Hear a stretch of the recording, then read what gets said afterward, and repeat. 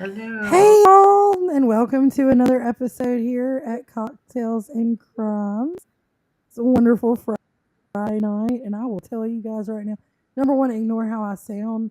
This weather has got me just this weather here in Mississippi is more unstable than Charles Manson. Um, Right? in a Right. room full of orphans, so that have just Mhm. aged out. Like it's pretty rough.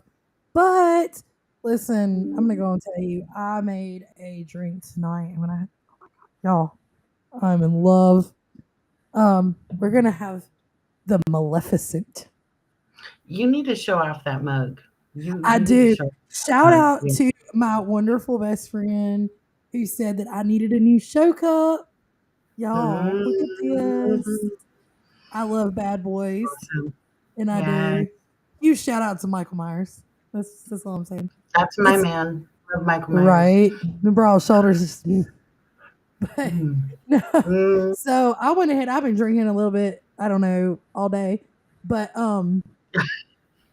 yeah. So we have a giant cup tonight. But if you want to make this normal and not in an alcoholic manner, and you just want to indulge, we're having a Maleficent tonight, which is a half ounce of vodka, a half ounce light Oh, rum, half ounce of gin, half ounce of tequila, half ounce uh, grenadine, half ounce blue curacao, sweet and sour mix, grapefruit, and topped off with 7 Up and a mm. lemon wedge for garnish. If Sounds great. you need to garnish, I made a very large cup, but it actually tastes like Kool Aid. Oh, well, say hello Like to our it super tastes fan. like, yeah, here he is. I see him. He needs a cape. We're gonna make him come on with a cape I'm one telling day. you, we're going to. We keep saying it. We're doing it. It's gonna happen. Cocktails and So crime super fan. I'm telling you. Let me tell you Mhm. something. Tonight's case, y'all. This one has been wicked. We started looking into this one, and it was like nobody can be as fucked up as the person that committed this crime.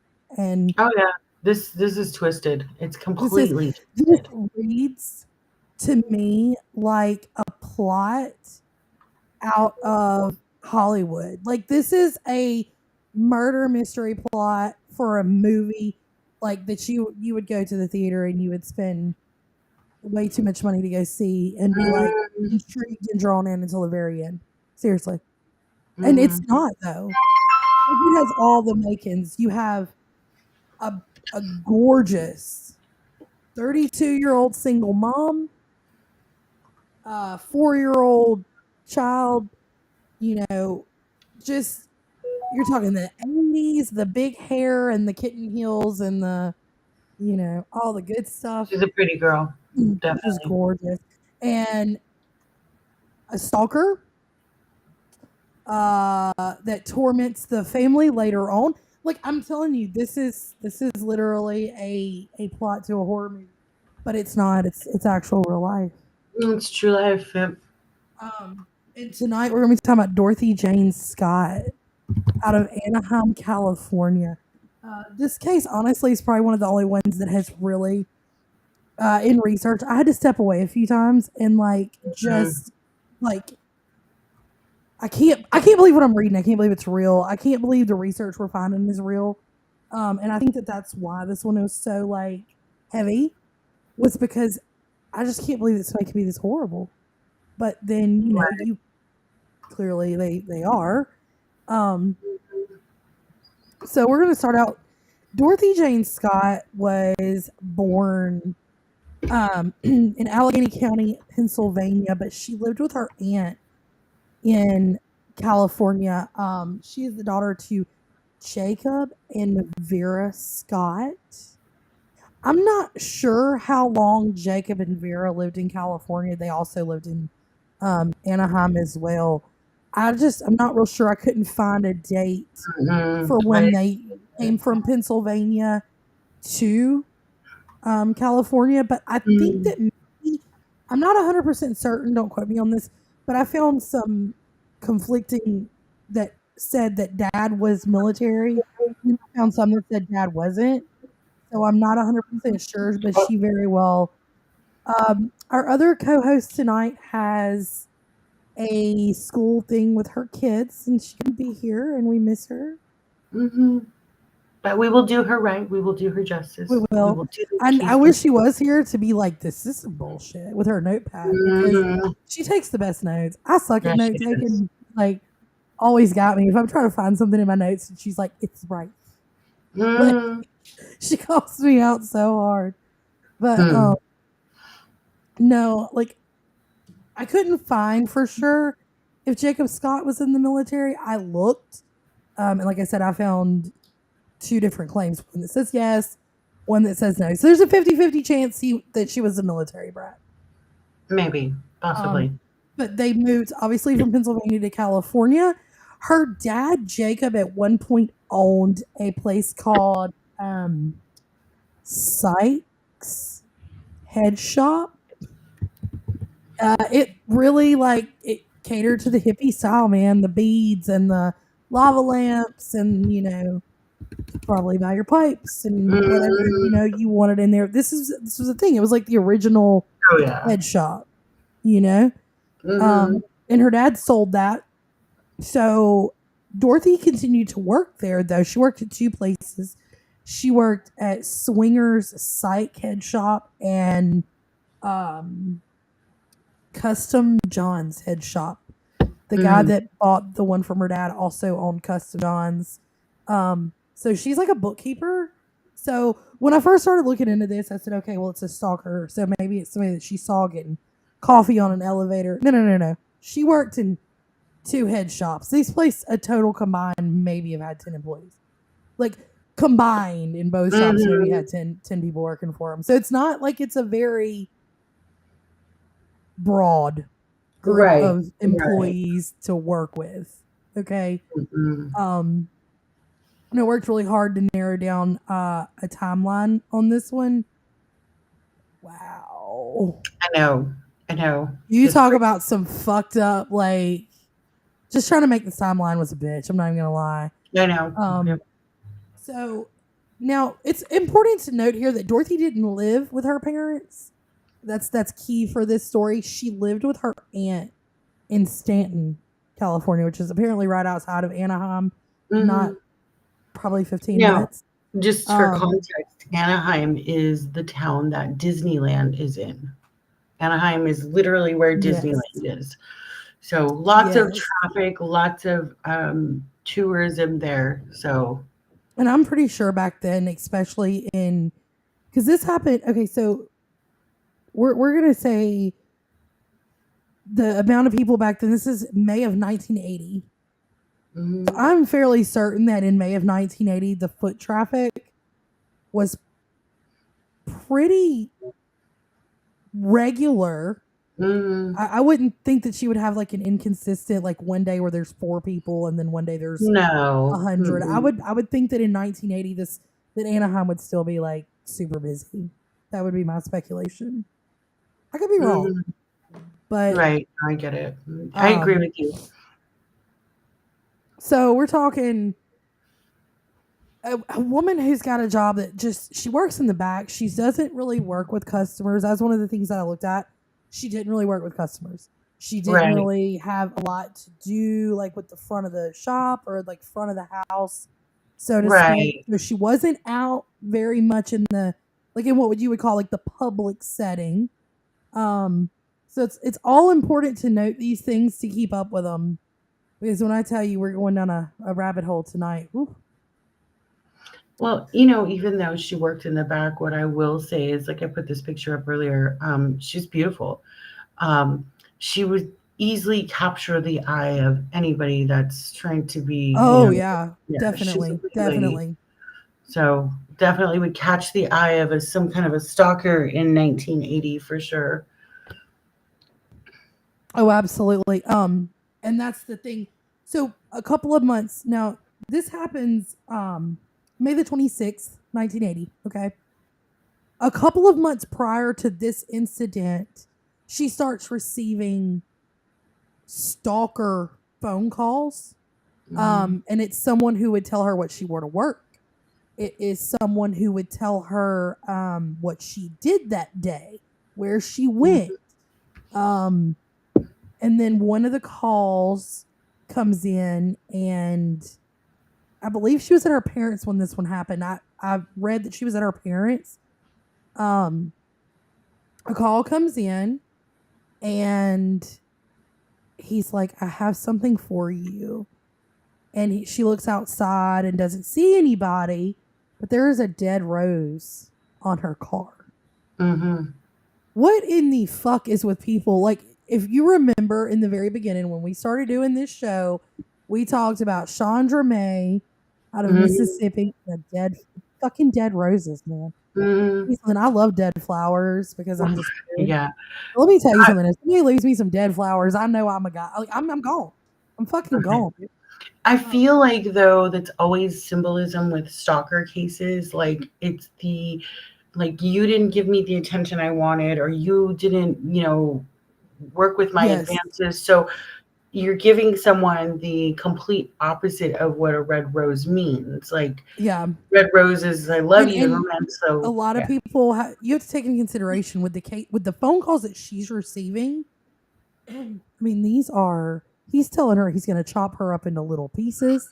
They're never going to find her. But then he calls and he's like, I love you so much. So one minute he's delusioned himself into there's a relationship. And then the next minute he's angry because there really isn't a relationship. There really isn't a relationship. So she was extremely scared already. And she was actually talking about purchasing a handgun at the time. And she obviously never did, because this we wouldn't be talking this case if she did. So at 9 p.m., okay, I had to go work hard to find this, but May 28th, 1980, 9 p.m., there is a work meeting for all the staff from Swingers Psych Head Shop and Custom John's Psych Head Shop. So they're all meeting at Swingers, okay? Now, she took her son with her to this meeting, which tells you this is like a small family. Everybody knows everybody that works in this place. There's her son. Yes. He, cutest little thing. She was gorgeous. Yeah, he looks a lot like her. Yes. So they go to this meeting at 9 p.m. at Swingers. She takes her son with her. During the meeting, one of her coworkers is looking like he's about to pass out, basically. He's breaking out in a sweat. He's not answering normal questions. He's exhibiting a little bit weird and unresponsive. Yeah. And he's starting to just she asked him in the middle of the meeting, and she's like, are you okay? She notices that his actions are not normal. She said he had spiked fever. He was delirious, I guess you could say, or her other coworker has said that, he's delirious. He's talking out of his head. And so Dorothy is like, are you okay? And he's like, apparently, I don't know what he answered, but apparently it was not, yes, I'm fine. And so she stops the meeting and says, I'm taking him to the hospital now. And if I remember correctly, it was a bee sting. Perhaps he was allergic to bees. No? Black Widow spider. Yeah, you're right. He was bitten by something. That's right. Yes. My bad. Yeah. No, so, you're right. And if you look up all the symptoms and things that happen to you when you were bitten by a Black Widow, clearly this man is not sorry. Okay. It's been a long day. I knew he was bitten by something. Yes. And I mean, clearly anybody that's ever heard anything about a spider at all knows that that's the one thing you don't want to get bitten. And of course he did. Now, they didn't know this at the time. Of course, she takes him to the hospital. So she goes by her parents to drop her son off. I'm assuming that she does this because she knows that, just like anybody else in the world, you wouldn't take him to the hospital, you don't yeah. want to take him and sit. You're probably going to sit there for hours and you don't know exactly what's going on. At the time, they didn't know that he had had a bite of any kind. Mm, So it's really up in the air what's wrong with him. So she's going to drop him off at her parents. She tells her mom, I will be back to get him as soon as we're done at the hospital. Another coworker agrees to go with them. So the coworker that's sick named Conrad Bostrom mm, and another coworker named Pam Head. So now mm, all three of them are going to the hospital together. They load up in Dorothy's car. They drop Sean off at the parents. Now, this key detail, it took me a long time to figure out why this was so important. But Dorothy changed from a black scarf to a red scarf. yeah, I always wondered what that detail meant in this case. Like, why did anybody report that? Like, why was that crucial? I mean, if it was a jacket or a sweater, I could see like changing your jacket. It was No, this colder was or most not. definitely, and even when I Yeah. was looking, I was so confused. Like, why? Hmm. I would feel like in this case, I probably wouldn't remember something like that. Just Yeah. being So, honest. but Um, maybe I wondered if, like, because she lived with her parents at the time, maybe that was one of the things they remember of the night. Well, she came in real well, quick the and mom changed the is the scarf. one who like apparently encouraged her to change scarves. Maybe one was thinner than the others. What I thought, maybe Possibly, yeah, possibly. the weather's a But I little mean, cooler. We don't know, but she right. But changed I do scarves think from black to red. it's a crucial piece for us nowadays because then we know what she was wearing. Yes, and it was actually something that was withheld from the public. That is Which a is a good thing. detail that the cops did not Mhm. release That's a when good thing. all of this goes down. Okay, so on the they've left her parents. They've dropped Sean off. She says, "I'm coming back for him when we're done here." So they go to now her parents' house, and I looked up a map because I am not familiar with this area at all. Mm, Obviously, I'm not from there, but her parents' home was on West Stony Brook, mhm. and from the shop to West Stony Brook, and I looked it up. They passed multiple facilities, like hospital type facilities, and they went to UC Irvine. I Mhm. don't know why that's where she chose to take him. Perhaps medical like I would insurance say maybe insurance, or maybe that was just at the because time like one of the best care facilities. UC Irvine is one of the major universities in Southern California, and they have a very large, medical, facility there. It could have perhaps been that you would go there for insurance reasons because it's a university. So you may be in a medical room being examined, but you also have 7 students, med students watching, which would reduce some of your costs because you're being Because you're you're in part there. of a class. Yeah. And So I kind of thought maybe that's what it was because, like I said, when I looked, I was like, there were, even yeah, in the that's 80s, I actually significant. Googled and I think there was like four in the Mhm. span of and I was like, So maybe that was Irvine and insurance. Irvine and Anaheim are not that far apart, but close enough to if you were strapped with not the greatest insurance or no insurance, that might have been the place you would go. And I would So, say, probably considering the employment they had, they probably didn't have mm, the best, if they had any at all. right, right. Um, So, so apparently, when they get to the hospital and they get Conrad inside and they get him to the back, and of course, it is determined that he has been bitten by a black widow spider. He's going to need an IV. He's going to need a couple of things, but he's not going to stay overnight. They're going mm, to treat him there and then they'll send him home. So Dorothy and Pam go into the waiting room. Obviously, they're going to be there a while, so let's find a magazine and kick our feet up or gossip or whatever. Um, so a couple hours go by. He's gotten an IV. They come out and they say they're gonna let him go. He can fill his prescription there, which all teaching hospitals have pharmacies in them. They'll fill a oh yeah, prescription and yeah, you go on about your right. way. So Dorothy says, no problem.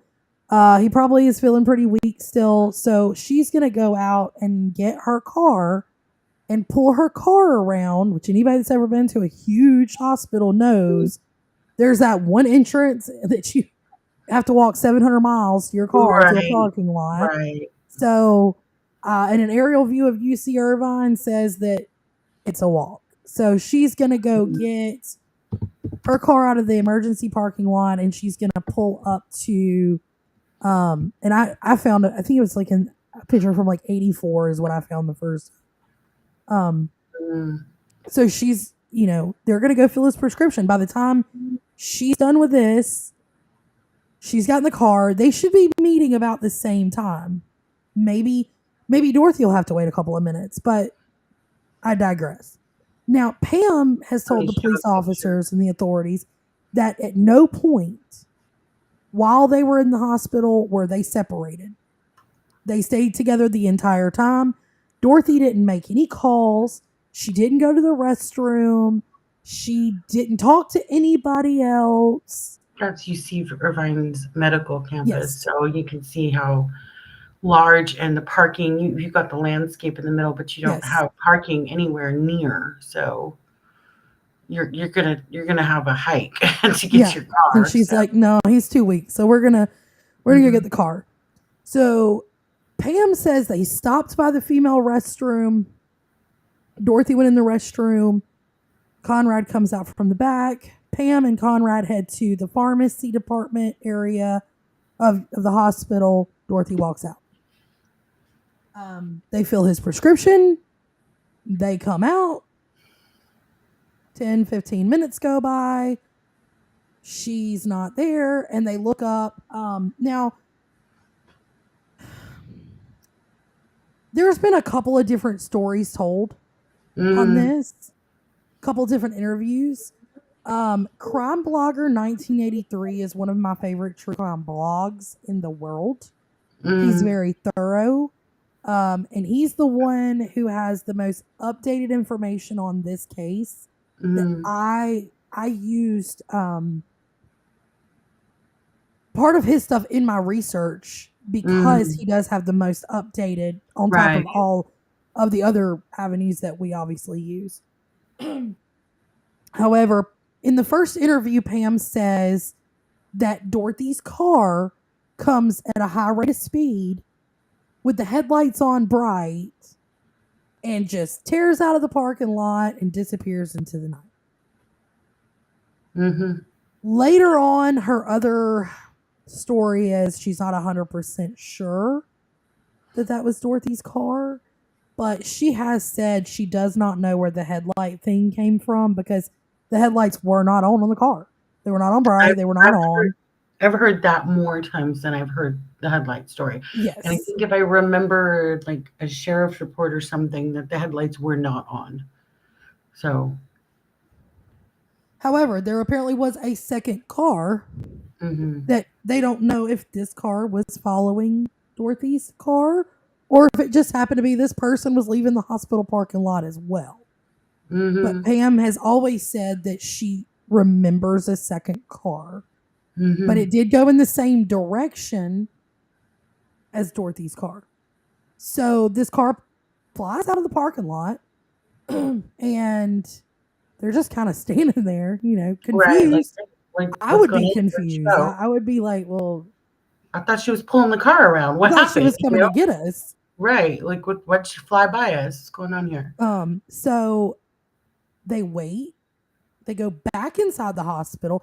Now, when we get to where we start dissecting some things, I have some questions myself. But their story is they wait.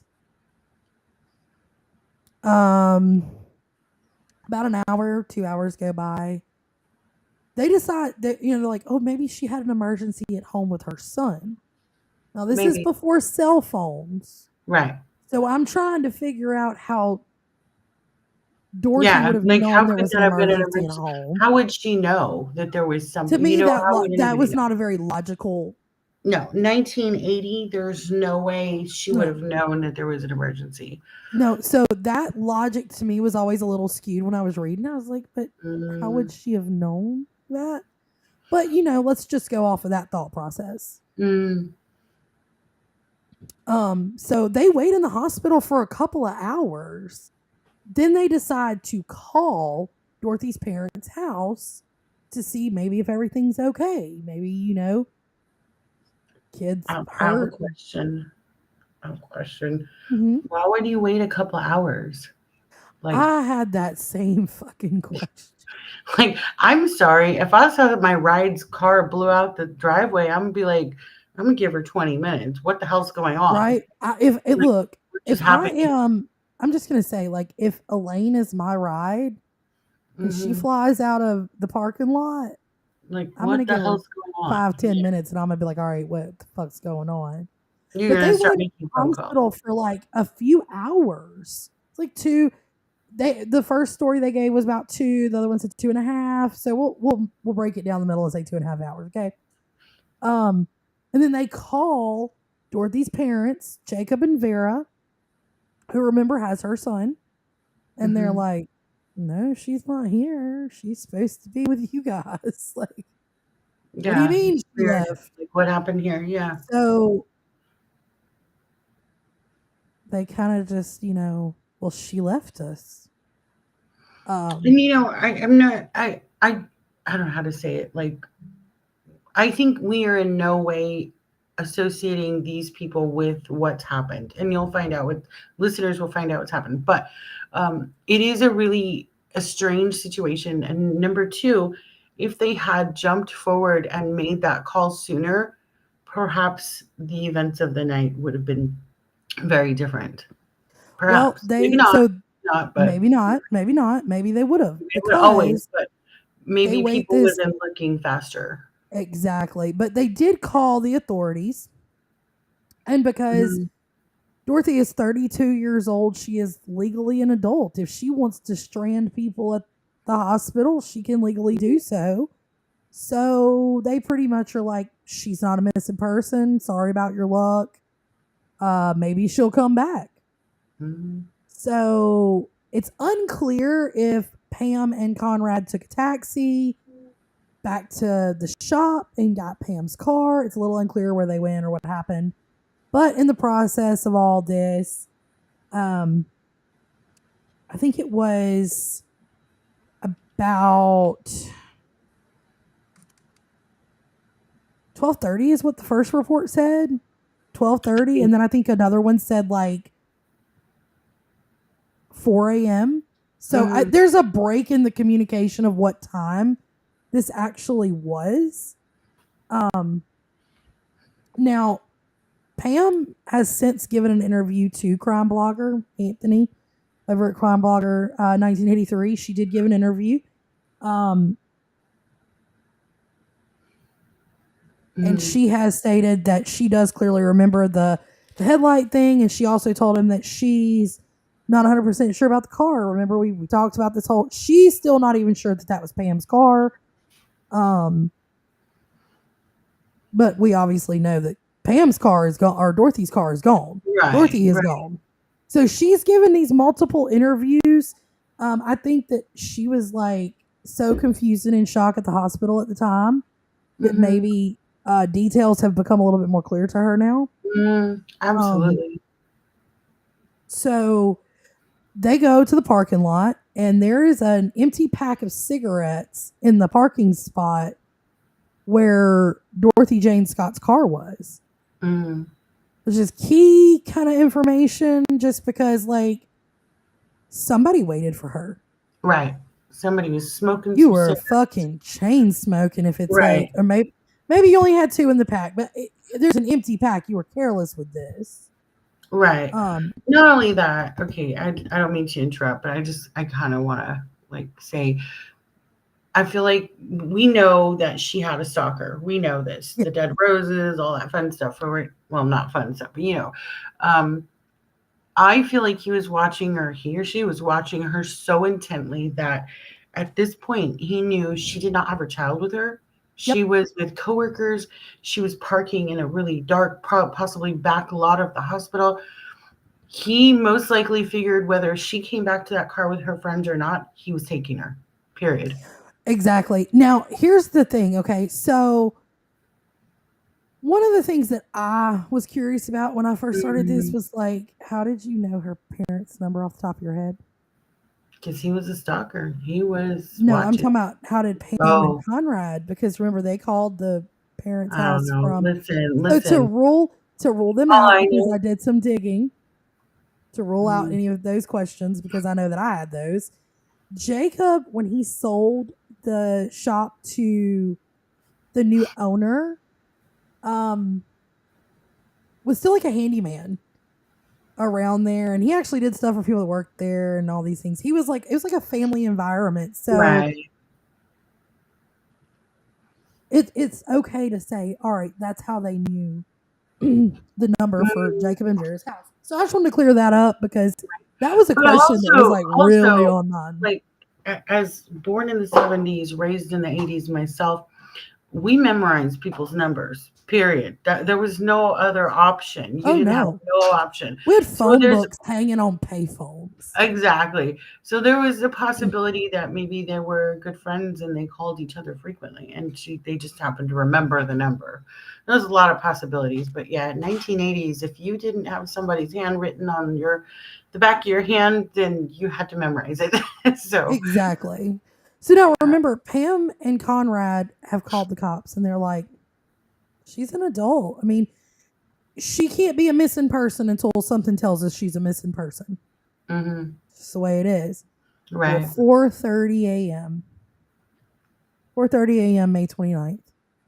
Dorothy's car is found in an alleyway in Santa Ana, about 11 miles from where the hospital is, on Mm, fire.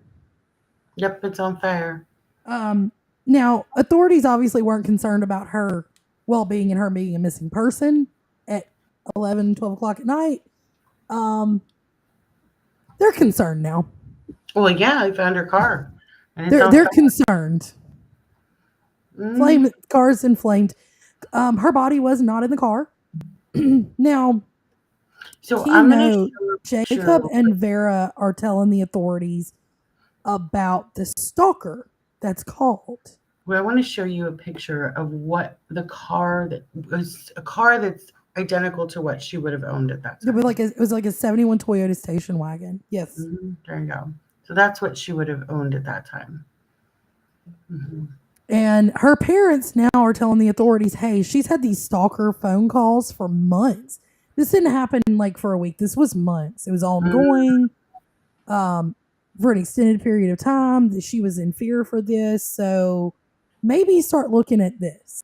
Mm, So, of course, the authorities are like, oh, okay, now we have a stalker, we have a missing woman.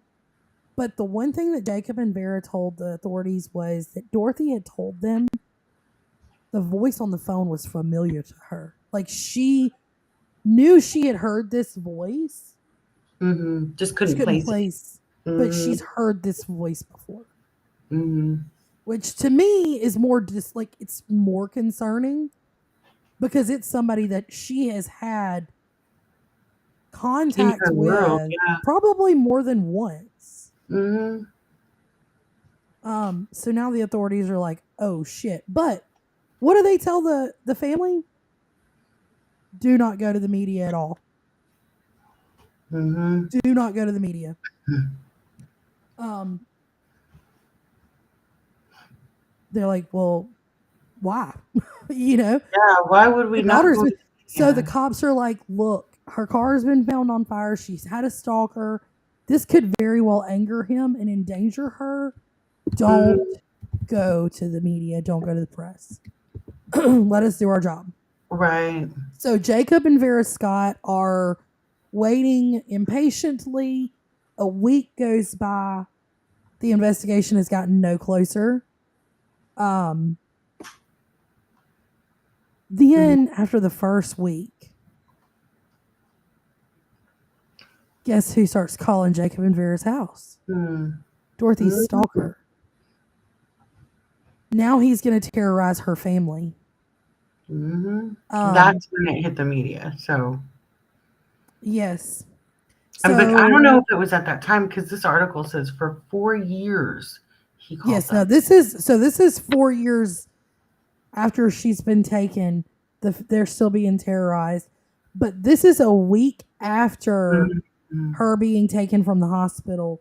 And Vera Scott gave an interview and said that when she answered, it was a male's voice, and she could tell that he was maybe trying to disguise his voice to sound maybe more gruff or maybe older or just different. But said it's a male voice on the phone. And he says, she says, in her interview, she talks about just this disgruntled almost voice, and says that he was like, I have her, is Dorothy home, just says some really fucked up shit and then hangs up the phone. I can't imagine as a mom the chill that would go down my spine. Oh no. Yeah, no. Whenever I answer the phone and the person who is probably either has my daughter or has killed my daughter is on the other end and they're tormenting me. And I have no way to know where you're calling from, who the fuck you are, nothing. So, of course, they wait for another week. No updates on the case. They call the authorities. They say, hey, getting these phone calls, this fucker's tormenting us. He's terrorizing us. What's going on with the investigation? We don't have any updates.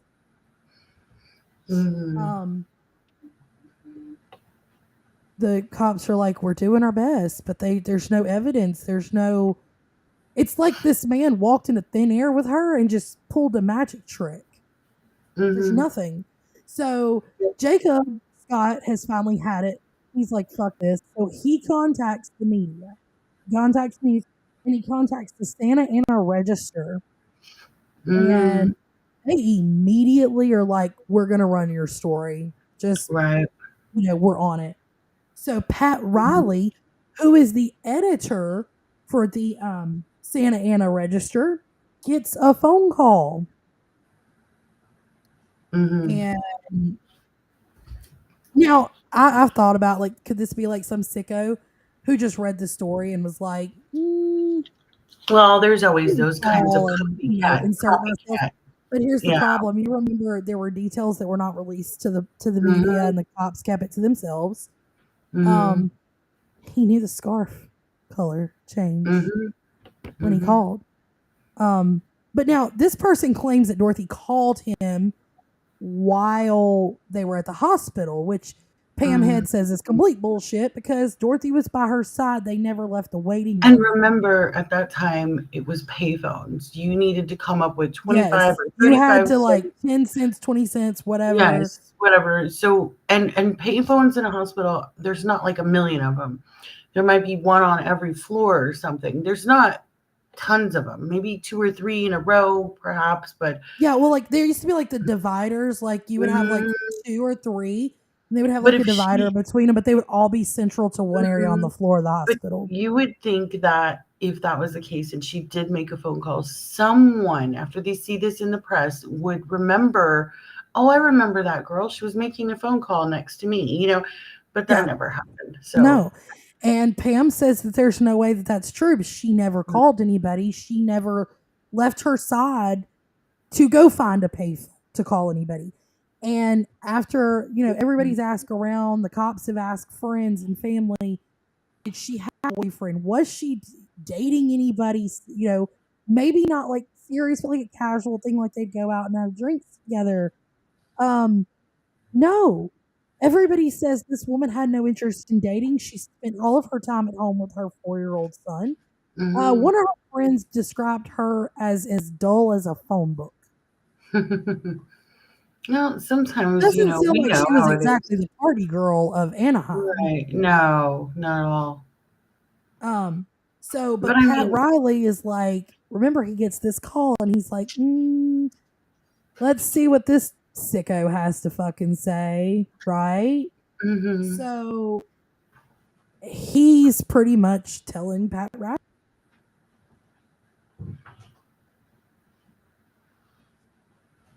Uh-oh, we lost your audio. Nikki, we lost your audio. Can't hear you. That was weird. There you go. That's weird. Cord. I don't know. It's weird. So Pat Riley is like, all right, but then the scarf thing, and he knew the details. And it just kind of, you know, he's like, what this sick motherfucker is what it is. This dude's a sick dude. I believe So, that. but he tells Pat Riley on the phone that now I have copies of what Vera has said was said during these calls, and it's just fucking sick. But now the call to the Santa Ana Register that Pat Riley took was I killed her. I killed Dorothy Scott. She was my love. I caught her cheating with another man. She denied having someone else. I killed her. And he gave the details to Pat Riley, the editor, of things that never would have been released. So clearly this is the person who did it. Now, the whole cheating thing, I played off in my head, okay, she took another man to the hospital because her coworker is sick. He's following her. I believe he went in the hospital and walked around. I'm sure of it. So, see, she's got her arm around in his delusional mind. Right. You're cheating on me. She's cheating. This is her new man. And so agreed. And I think that the reason when Pam and Conrad came out and they're waiting, I think that Dorothy was in the parking lot with this man trying to reason with him and be like, no, I don't want to go with you. I don't see you this way. I'm not interested in a relationship. I'm not seeing anyone. He's just a coworker. I think that she realized in that moment that this was her stalker and she could talk her. She thought that she could, yeah. Talk and well, this man's created this delusions of grandeur in this relationship, and she thought, he's not going to hurt me. Okay, so he's not going to hurt me. He's in love with me. But here's what people don't understand is the escalation of situations like this. Number one. Number two, the anger that he's feeling in his delusional mind about this cheating. Rejection, anger. Yes. Most stalkers, I've actually had a real life stalker, and they believe that you belong to them. They have this whole scenario of what you are to them, whether it's actually true or not. It's a whole exactly. They built this idea around you. And I genuinely believe that she thought she could talk this situation because he has created this delusional idea of this relationship. And she's like, well, if he's in love with me, he won't hurt me. Well, in your relationship and in my relationship, they may want to strangle us on some days because we can just be a pain in the ass. But we know that they're not really going to. Right. Yeah. Whereas this guy is unstable. Obviously, he's calling you. He's telling you he's going to hack you. And he's telling her he's going to hack her into pieces. Then he tells her he loves her. Right. He's just I believe that she tried to talk herself out of this. And I don't believe there was anything that could have ever changed that night. It was going to go exactly how it did because he had created this delusion. Right. And like I said, we find cigarettes by where her car was parked, and most likely he made up his mind. This is the night. I'm taking her. I'm doing whatever, She cheated on me. This is it. This is the night. I'm going to take her, whatever, And so the caller hangs up the phone on Pat Riley, and that's what we have there. Right. Now, obviously the cops, first thing you're going to do is you're going to look at her child's father. Her child's father lives in Missouri. He has an ironclad alibi. He had come out and seen her previously before this happened, but there was no reason to suspect him in any way whatsoever. From all accounts that I found is he was in love with her. She just wanted a kid. Bad situation. She took off with the baby, and it is what it is. He has. There's no reason to even believe that this man did it. They talked to him, ruled him out instantly. Obviously, talked to coworkers, and in the process of them still investigating, every Wednesday early in the day, Vera Scott would receive a phone call from this same male every single fucking Wednesday. And the calls would go something like, so authorities wiretap their phone, right? Right. They got them. Yeah. They want to trace. Now, the calls would never last long enough for them to get a trace. They did get recordings and audio of the voice in the calls, but they never could trace where they came from or what number they came from. And you're talking in the 80s. I'm sure you probably had to have a 5-minute conversation for them to track. Right. For it, yeah. But his calls would be like, is Dorothy there? I've got her. I killed her. And then he would hang up. Like he would say like one sentence and then he would hang up the phone. So, and the authorities described his voice as gruff, very plainly disguised. But the call stopped in April of 1984. They stopped. So this is from 1980 to 1984. They don't know where their daughter is, and they're being terrorized every Wednesday. Like clockwork. That's something I wanted to talk about. Wednesday.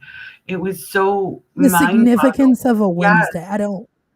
I never could find the significance. Well, perhaps it's nothing that we would know if maybe he met her or encountered her on a Wednesday. That I thought, that psychotic stalker vibe there. They put this whole scenario into this. I met her on a Wednesday, so Wednesday's our day. I saw her in front of this restaurant, so that's our restaurant. So I don't know. I'm just speculating that could be the connection there. But I did think that was super strange that he would call the parents' house and torment them every Wednesday. Just a strange situation there. Here's the other thing.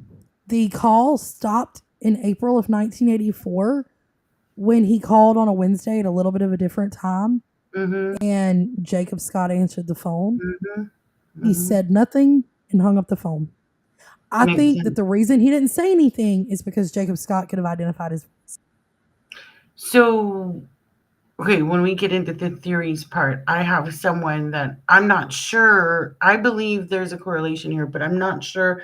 Maybe he had a connection to this family. So let's go on. We'll go on. When we get to that point, I have a thought about somebody. So remember, for 4 years, May of 1980 to April of 84, every Wednesday, this family's being terrorized. Right. Every Wednesday.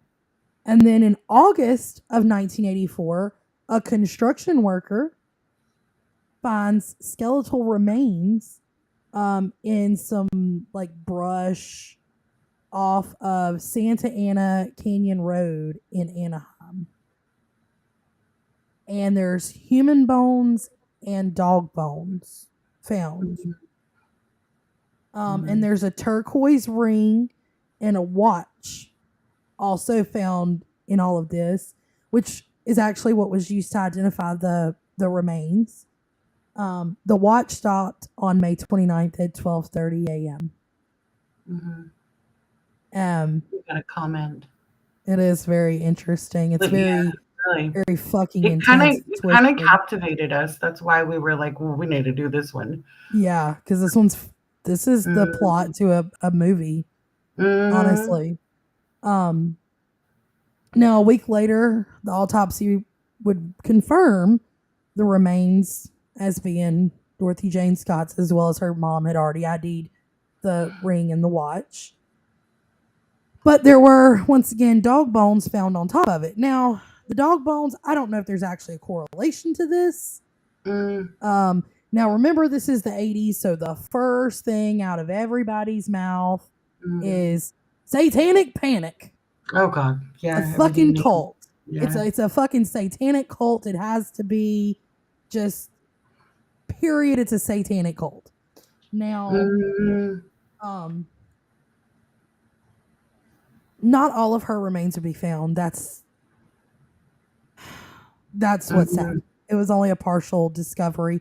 And the bones were charred, which tells me they obviously had been in a fire, but there was a brush fire that had come through there.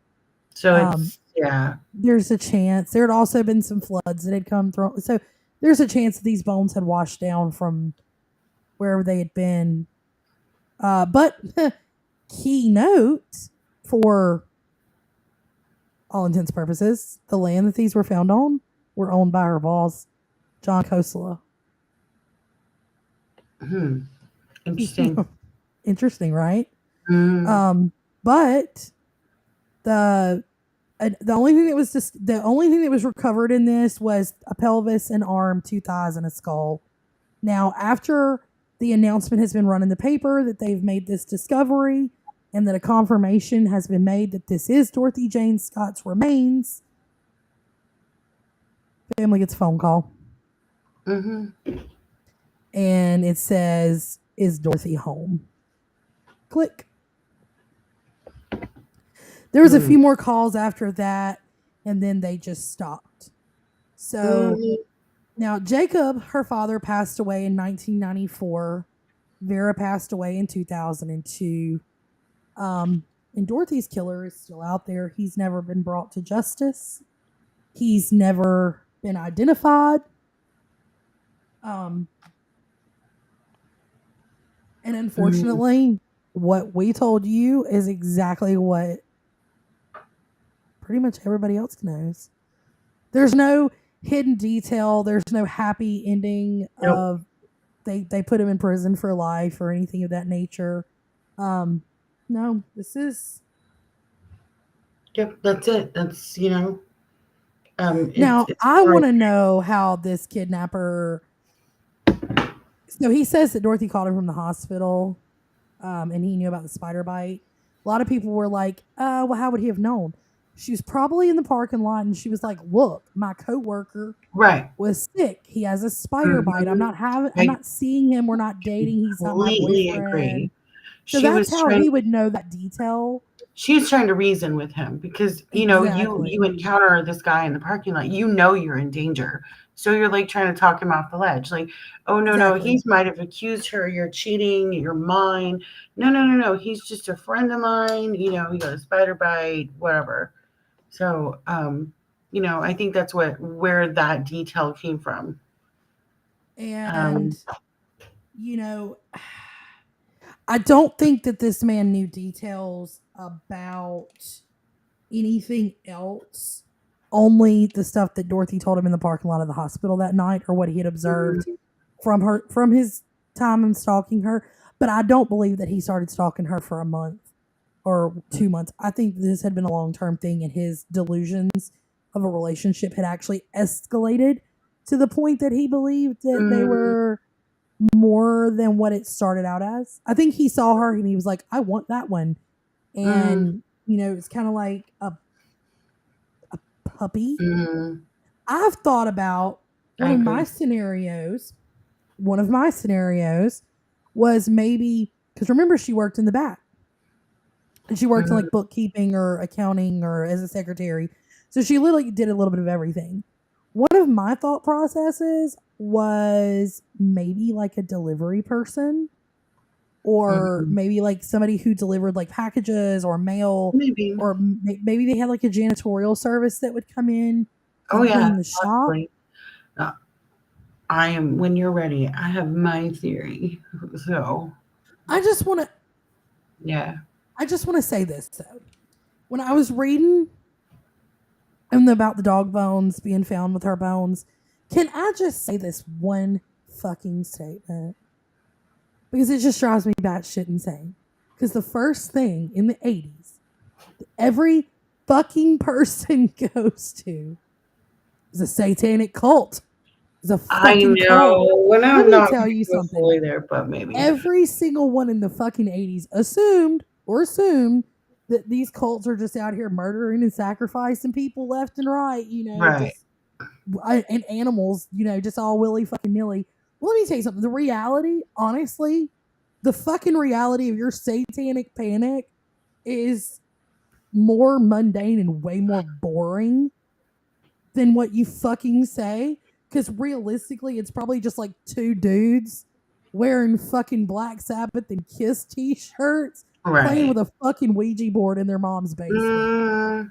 All right. And I'm not saying that the satanic panic wasn't real. I'm not saying that cults don't exist because they fucking do. Mm, But every murder that happened in the 80s and 90s, satanic panic, it didn't fucking yeah, matter. right. But no, I'm just saying, like, it's two dudes. Your satanic panic is really two dudes wearing all black, sitting in their mom's Oh, yeah, basement playing with a fucking probably. Ouija board, eating Oh, spaghettios. Now, if you see kill spelled out in your spaghettios on a Tuesday, it's a fucking they could problem. be. We have William, the director from my show, Unexplained Realms. Hello. Yes. Hey, William. He hasn't been able to jump on for a while, but good to see he's still watching. Right. He's Anyway, popped in on us. So what are your theories? Hit me with oh, them. okay. I'm gonna try not to get into the satanic panic, but I'm not really I going there. mean, no, I I mean it's cool. I just want to. okay. I mean, that's just my I theory. read something as I did my research, and I feel very strongly about this individual. His name was Mike Butler. He worked in a Mm. shop across the street from where she worked, an auto Do you know shop. who his sister is? Who? His sister is Rosemary Butler. Who's that? Rosemary Butler worked in the shop There you go. with. All right. Hold on though. Hold on Okay. though. For all intents purposes, I want to get your reaction here. Google Rosemary Butler. Oh, okay. What am I doing here? Um, um, like lots of names come up. So Yeah, with just Rosemary Butler, California, Anaheim, California, whatever. let's Wait see. till you see who she is. Oh God, I'm scared. The singer? Because I don't Yeah, know. What if it's not yeah, the same one? it is. Okay. I did hella Interesting. research. It is. Okay. Mike Butler is the brother of Rosemary Butler, who she's Mm, worked with like God, some of the biggest names. Yes, that mm, is. She actually has been refusing to have a sit down conversation with Dorothy's son. He's absolutely. tried. Yeah, that's He's sad. tried. That's sad. Well, the reason I came to my thought on this person was it was documented that he was an unstable individual who lived in the Santiago Mountains. He was kind of off, and they said that he would often be caught staring at her while she was going to work, or like in the area wherever she's about to that, because right across the street. So they believed that he had like a crush on her, or he was really into her. No actual reports of him. Um, Fun fact, if so. you look, there is another unsolved murder, Hmm. very gruesome, that happened where Mike ended up living until he was dead. Her name is I Carla read that Jean too. Schaefer. Hmm. Yes. And So there was that's actually a writer who was trying to tie the whole thing and together. that's my first thought was, a little suspicious. Like, the murder happened where I lived, and then I moved away. I can guarantee another murder won't happen where I'm at. It's not gonna happen. Well, I mean, If he's a that's the case, you have the worst luck in the history of luck. right. So, but that's what I'm saying is like, don't you find that coincidental or suspicious? So, Oh, absolutely. yeah. There was a lot on him that made me believe. They said when her father owned that shop at that time, he would hire him to do odd things around the shop, like, whatever maintenance type stuff. So I felt strongly there was a connection there, that he was into her. He was. No one can say he was stalking her because he never caught him stalking her, Yeah. but he was very into her and she was not. And it's documented that he was unstable, just kind of volatile. So, I'm going to tell you right now, his obituary was weird to me. mhm, It I was read like a that. whole fucking newspaper article. Like it Yeah, was, I know. It's kind of I weird. read it and I was like, so his obituary makes him sound like he was damn near like Mother Teresa. Yeah, but he wasn't at all. But So, from what I've read I'm like, it didn't add up for me.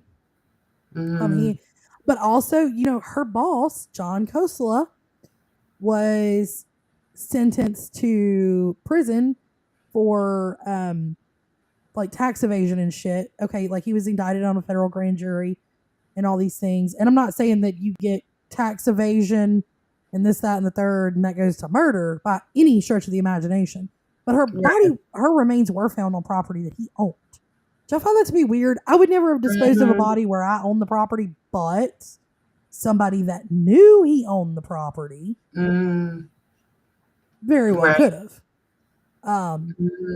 So I don't know. And then I had questions, not trying to say that the coworkers knew or had anything to do with anything, but I'm just really like, why did you wait 2 or 3 hours before you called the parents? I wondered about that too. Now I do remember reading something, and I should have saved it, but the coworkers knew of Mike Butler as well. So perhaps they're all hanging out, smoking, drinking together, and maybe they knew he was messing with her, little off in the head, and maybe they knew he was stalking her, but they just didn't want to say. Nobody wants to get involved, especially back then. People just didn't really get involved, didn't say anything. They kept their mouth shut. And that would make sense. I mean, it would. And I don't know. I think if I realized that my friends waited 2 or 3 hours to report me missing, I would be really pissed off. They're not my friends, right? Like I feel like my friend. Now I have some pretty. I'm not gonna lie. Like I have some pretty ditzy friends that I love them. I love them. Shout out to them. But I don't think they would wait. If I have a really bad habit of like going out and drinking and partying or whatever, and then being like, all right, I'm leaving, and just get up and leave. And I'm gone 15, 20 minutes and my phone's going off. Like, so now I've made an active point that I go through and I tell everybody I'm leaving. Bye. So like that's 15, 20 minutes. They don't wait 2, 3 hours. Another point to point out here is that Dorothy was the kind of person that noticed her friend falling out. Like something's wrong. I need to get you to the hospital. So with that said, she's not the flighty type. She's kind of the ride or die. She's the loyal friend. She's watching her friends like, whoa, something's wrong. You don't look right. Let me get you to the hospital. She's not only that. Well, she's not going to take him there. Whoever did this to her, like you have to think, her brother at her funeral, because they had a funeral for her, and her brother at her funeral said, he quoted this, and he said, to me, she exemplified the word give. She would just give and give and give no matter what it cost her. She spent her last hours giving and being concerned about others. So not only did whoever do this to her kill a mom and a daughter and all these things, but he also was from everybody that knew her said that she was the type that she just would. Anybody was in need. So with that, well, my point was, with that said, they're standing there waiting for her at the hospital, right? And they're like, oh my God, did she leave? You should already know she would have never left you. You should have already known. If you knew this bright, intelligent, sweet woman that's very caring, wanting to help her friends, why would she leave you? She wouldn't. Exactly. Why did you wait 2 hours? Why didn't you think in your head something's wrong and you waited 2 hours to say anything? You're probably right that nothing could have prevented this, but I don't know. Maybe something could have. You never know. I mean, I just feel like that if they had made that phone call sooner, I don't know. I think, you know what? A part of me thinks that maybe if they'd made the phone call sooner, the other part of me is like, well, the cops are like, nah, she's 32 years old. If she wants to abandon people at a hospital, okay. So but maybe her family could have went looking or something. I mean, I don't know. But the fact that her car, then my next question is the 2-car scenario at the hospital, right? The 2-car scenario. Mm-hmm. That second car had to have been somebody driving the stalker's car, correct? Maybe. Or the stalker left his car at the hospital. I don't know what public transportation was like in the 80s in California. I pulled up a map, and so that area, there is public transportation heavily. It's a college town, Irvine and Anaheim and all. So they were in Irvine. Irvine is completely a college town. UC Irvine is one of the biggest over here, well respected university. There's public transportation everywhere. But one thing I can rule out is looking at the map as to where they found her car and where they were at UC Irvine Medical Center. It's a 2.5 mile walk alongside freeways and heavy major traffic. He couldn't have walked back. Like, I mean, I suppose humanly, yes, but realistically, I doubt he walked. So I feel like he may have walked a certain portion and then jumped on public transportation. And see, I had the thought of, was there two people involved? Possibly, but I mean, I don't know. The stalker aspect, obviously, I don't believe a stalker would have told somebody they were stalking somebody. I don't know. I don't. I mean, the two-person theory, anything's possible, but usually when two people kidnap somebody, there's an extreme motive, like it's money fueled, drug fueled, rape, but we'll never know if she was actually raped or not. We don't know. My other question is are we 100%? No, just, this was that other theory that just kind of bounced around in my head. What if we looked at it all wrong? What if her stalker never did take her? What if somebody else got her and it was crime of opportunity? Women got snatched all the time. Oh, yeah. And in the 80s in Los Angeles, California, even the offshoots like Anaheim, which is technically like basically LA, you had the Bloods and the Crips. The gangs here in California were wild in the 80s. The cops had little to no control. Initiations ranged from rape to murder to beating the hell out of someone. And those were initiations. You have to go rape and murder a woman to prove your loyalty to come into our gang. So there is a distinct possibility it was something completely and entirely different, which would make sense is if the stalker kept calling, he was not aware of where she was. Somebody else got her. It's a thought. I don't know. I just played with a different scenario in my head. I kind of, I've looked at different ideas of like, okay, but the stalker aspect for me, because I know what it is like from years of working in the industry that I've worked in. I dealt with it. I dealt with it in another state, and I will say this: when they do find that delusion and they do assume or think that there's more there, can violence? Absolutely. But his escalation of things tells me that if it indeed, which I do lean more on the stalker thing, but he had done this for so long, he had stalked her before the call started. So I would say that this person had probably been stalking her and watching her, I'm going to say, for over a year. Agreed. Well over a year. Because he watched her, then he started the calls to her, then she comes missing. But the other thing is, like, I don't believe it's the only victim. I don't think so either. And that's why, if you think about it, like stalkers, okay, so I know we need to wrap it up, but just quickly, stalkers, once it comes to that head, once it comes to that escalation and then it's over with, you notice he stopped calling, he stopped, she's dead, she's gone. He probably most likely found another victim. I mean, anybody watched the Netflix show You? Exactly. It moves on to another one, So exactly. I think if it was the stalker, at one point it was like beating a dead horse after a while. He's like, yeah, he got bored with it. Yeah, and I'm like, he probably, maybe it took him 4 years to find somebody else that he was enamored with. And then that's why they stopped. It's like, oh, he found someone else to be enamored with and somebody else to attack or whatever you want to call the word. Yeah. And I mean, if you look, you look at stalker cases and where they end up in somebody missing or murdered, It's a distinct possibility he left the area entirely, but I bet you if you cross those cases across the country, you might find something very similar. I definitely agree. I Especially since no 100%. one found him, no one caught him. We don't know who he is. No, all they have are some Speculations. well, not even really good speculations, but they have these voice recordings that are pretty useless. They're real staticky. The audio is horrible on them. They don't have. Well, thanks, James. Thanks so much.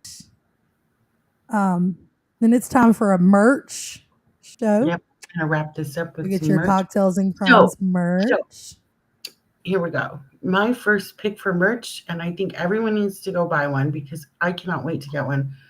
It's cold outside. Snuggle up with your own cocktails and crime fleece blankets. Yes, and you can have. There are multiple designs, and if you scan that QR code and you can go right to it, if that doesn't keep you warm, there's the cocktails. That hoodie will. That 2 combo, and guess what? We're gonna have socks soon, so you can just layer. I can't wait.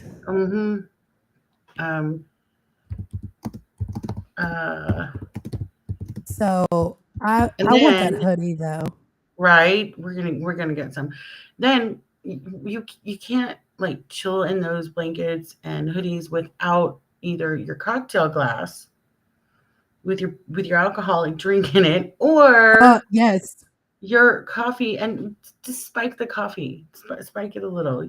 Look, it's getting that time of year where it's time for like some whiskey in your coffee. Brandy. Right, exactly. Thank you. See, I'm not the only one. Oh no, I love it. A good hottie toddy makes everybody feel better. Yeah. I promise you, it would make me feel better right about now. My sinuses are just all. Oh my god, me too. It's horrible. I want to share this last picture, but I cannot find it. You may have to just shout it out as a sponsored ad. Incoming. Huh? I don't know. Do you? I don't have that picture of the tavern, so. Okay, no problem. I got you. I do. Okay. It'll be incoming to you. Yeah. So it's definitely get. Well, while I wait for the picture, why don't you talk about this place that you love that we're going to show? Oh, it is my favorite place in the entire world. Anybody that knows me knows that you can always find me here holding down my favorite bar stool. Great owners. So Shannon is a great friend of mine, and thankfully for her love and her support, I am super lucky to be able to do this because she has been a huge cheerleader for us. And honestly, like I go see her whenever I get really discouraged and I'm like, I'm fed up or I'm at my wit's end or whatever. And she's like, no, we're not doing that. We're just going to keep going. So huge shout out to our local sponsor here, Old Tavern on George Street. Their address is 416 George Street, Jackson, Mississippi. The drink specials and food. The food is phenomenal. They have a late night kitchen. They have a wonderful ladies' night on Thursdays. It's like a famous ladies' night around here. We have shuffleboards and pool tables and some of the best bartenders you can ever find. And quite frankly, some of the best people you'll ever find. I've probably sat in there and I don't know. I'd be scared to say how many nights a week that I used to spend sitting there with Shannon. She's actually texting me right now asking me if I was still coming up there tonight. So you'll probably find me sitting on my bar stool up there, hanging out, having a couple of drinks and gossiping because that's what we do. But you've got Desiree. Hey, Desiree. So good night, ladies. That's my favorite human being in the entire world. Oh, that's fun. I love her so much. That is my sister wife. She'll always be my sister wife. Well, besides my new husband, you are my favorite person in the world. Absolutely. Yes. You are my tavern. So That's seriously though. Like you There and it is. Elaine and Des, my tribe. Mhm. But when Cool. y'all aren't here, I have to go to this place, and by Yes. I cannot golly, it wait. works. I'm in there. So, Springtime. I'm but gonna yeah, spring break at your house. That's what I'm gonna do. absolutely. Come on, we'll have karaoke and live music, and Mhm. um, Yeah. Do tonight that. they have. I think they have a live band tonight. I'm not sure. Oh wow. Well, So, send me videos. I will live through you. of course. All right. So I think that we can honestly say that we have really and truly looked at every scenario that you can possibly look at and imagine. Um, and honestly, it's really sad this family ended up never getting their answers. Her Yeah. son is very active in looking for his mom's killer. He's been Mhm. very vocal, like I said, with Crime Blogger 1983. Mhm. Anthony Yeah. does some of the best research in the world, and Yeah. He's got a good blog over um, there. Check that he out. really does. And here's the thing: he's really cool. Like whenever I kind of hit a brick wall, I'll message him, you know, Mhm. and he's That's cool. always really open to talk to anybody that Mhm. does podcasts or blogs or whatever. Mhm. But even he, as much and as thorough as he is, really has put together as much as anybody could with this. Um, but her Yeah. son is, like I said, he still wants to. He doesn't remember very much about his mom in statements that I've read, but he's very active in wanting to know who killed his mom. And I mean, So I anybody read would want to know. and we'll wrap this up. I read that if anybody has tips or information, they can call the Anaheim County or the Anaheim Police Department in Yes, Los Angeles, California. Okay. yes. So Mhm. even if you think that your grandma's cousin's uncle's brother knows something and it may be the most Call insignificant it thing in the in. world, It's a call it cold in. case. Call it in. Yep. All All right, right. With ladies and gentlemen, this will that, wrap up another heavy case here at Cocktails and Crimes. Enjoy your Maleficent or whatever you so choose to drink. And we'll see you next week, Friday, 7 p.m. Central Standard Time with another episode and another crime. Bye, guys. bye.